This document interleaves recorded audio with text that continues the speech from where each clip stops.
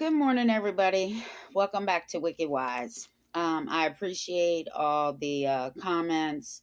Um, we need more people to subscribe, so start sending my videos out to people and get them to subscribe. So today I want to talk about, I had to write down what I wanted to talk about because I'll get sidetracked. The NCCPR rate of removals, and I'll put this in the description. So every couple years, the NCCPR comes out with reports on every state and how they're doing with removals. Because I saw where the states are saying, oh God, we're running out of foster homes. We need more parents. That's bullshit. And if you go to their website, like I said, I'll post it in the link or in the description, and you can do your own research. You don't have to believe me. It actually says that they are removing more children than they need to be.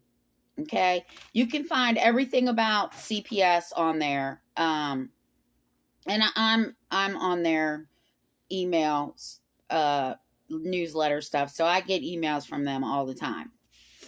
So pretty much what they're saying is, when the states are saying we need more foster homes, they're lying, right? Because we have people, kin or fictive kin, that will take these children. And the states are not accurately reporting to the federal government. That's what the article says. Because they don't consider kinship foster home. Well, you have to consider kinship a foster family or a grand family or kinship, because the child is not living with the natural parent. So how can you not say that these children that aren't quote unquote in foster care, we don't have to report kinship care? Well, yes, you do.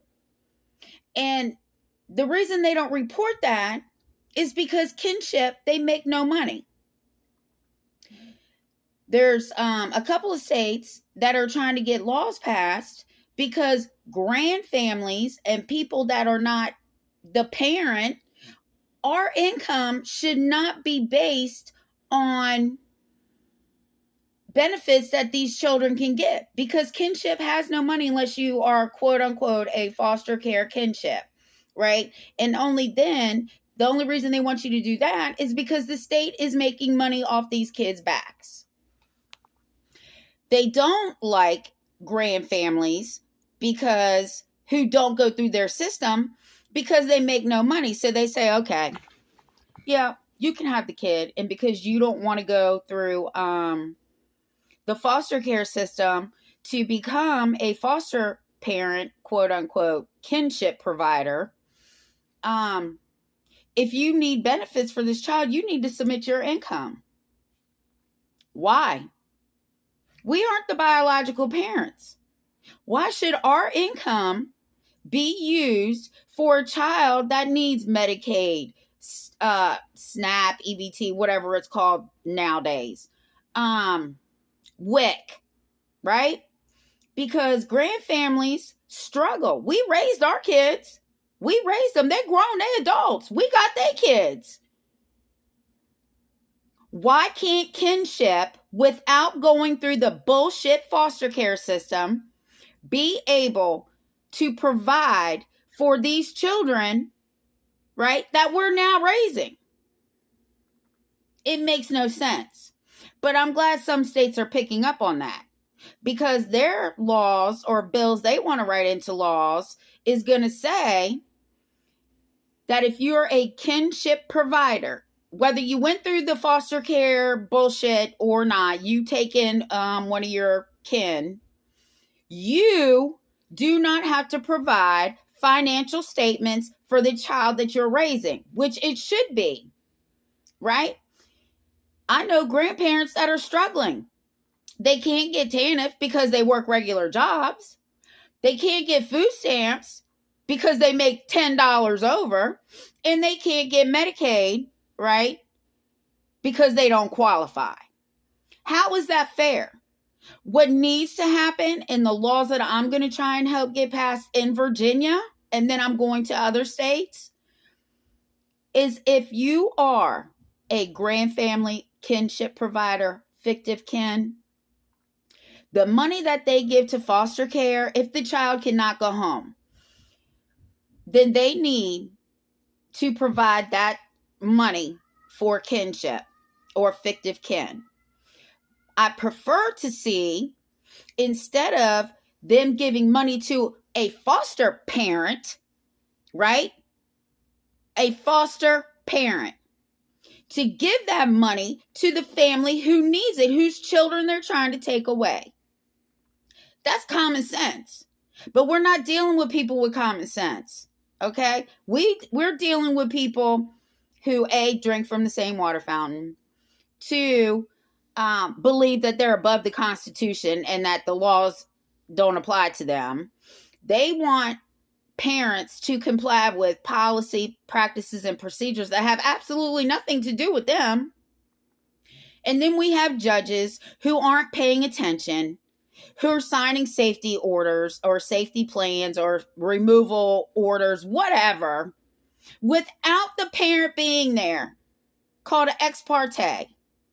That is unfair, and it technically is against the law because it violates the parent's due process under the 14th Amendment. Look up the due process clause under the 14th Amendment. It clearly states that parents have the right to be at these hearings.